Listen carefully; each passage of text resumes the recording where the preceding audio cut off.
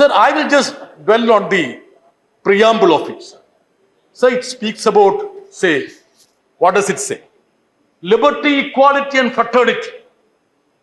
Sir, if you take justice, you will notice that we have reached the bulldozer era. That is justice now. The justice that is being imparted is the bulldozer era.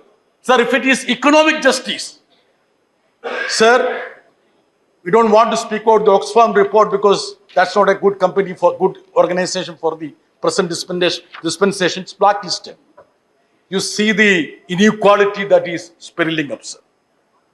Sir, the liberty that has been assured in, where has it reached, sir?